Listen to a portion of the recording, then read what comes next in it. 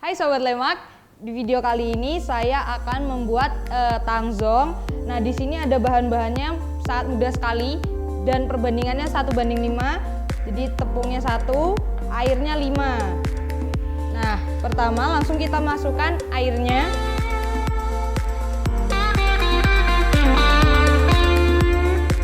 Setelah itu kita masukkan tepungnya sambil terus diaduk-aduk sampai dia mengental. Ini kita tidak memerlukan waktu yang lama, kurang lebih hanya 2 menit saja. Setelah ini nanti dia sudah mengental, bisa kita matikan apinya. Setelah itu kita diamkan dulu di kulkas selama kurang lebih 1 malam. Jadi sebelum teman-teman, semisal besok pagi kita mau buat roti nih, nah malamnya kita buat dulu tangzongnya. Setelah itu didiamkan di dalam kulkas, baru bisa kita pakai besok pagi.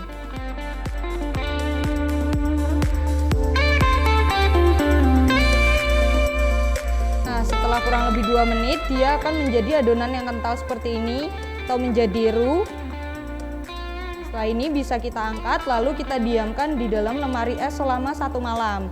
Mungkin teman-teman juga bertanya-tanya, apa sih bedanya kalau misalnya 1:5 atau dengan 1:1? Nah, di sini aku udah bikin banyak banget tangzongnya, di mana di sini ada yang 1:1, 1:2, 1:3, dan 1:4. Dan di sini juga ada gimana sih kalau dia airnya terlalu panas baru kita masukkan, gimana kalau misalnya belum mengental udah kita matiin apinya, gimana kalau kita menggunakan cairannya susu bukan air. Nah, di sini ada yang perbandingan 1:1. Mungkin teman-teman bisa lihat ya, di mana ini yang 1:5 dan 1:1.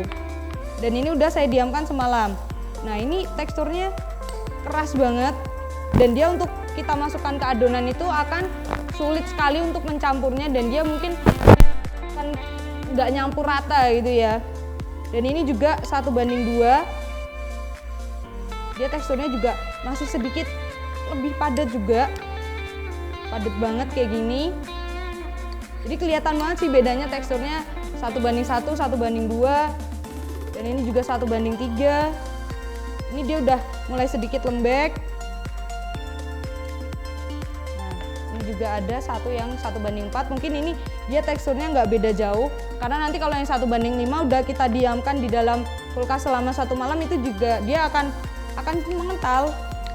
Jadi dia nggak bakal seencer ini. Dia udah mulai hampir sama teksturnya dengan 1:5. Nah, di sini juga ada yang gimana sih kalau kita masak airnya dulu, masak airnya misalnya lebih dari 65 derajat baru kita masukin tepungnya.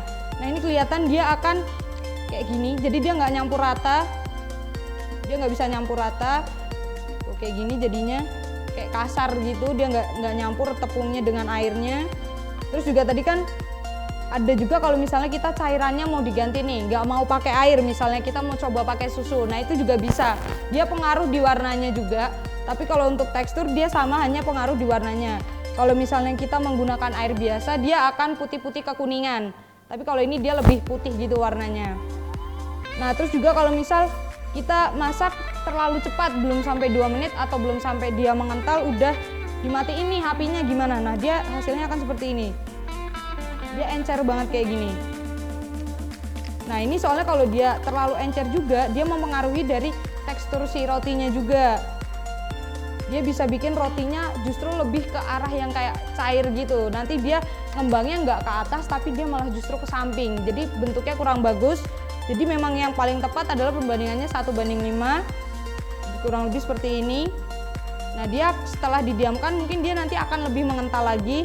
Dan dia juga bakalan lebih gampang bersatunya di dalam adonan. Nyampurnya itu lebih gampang ketimbang yang lainnya. Oke? Sekian dulu video dari saya. Mungkin kalau ada teman-teman yang penasaran boleh komen di bawah. Jangan lupa juga like sama subscribe-nya.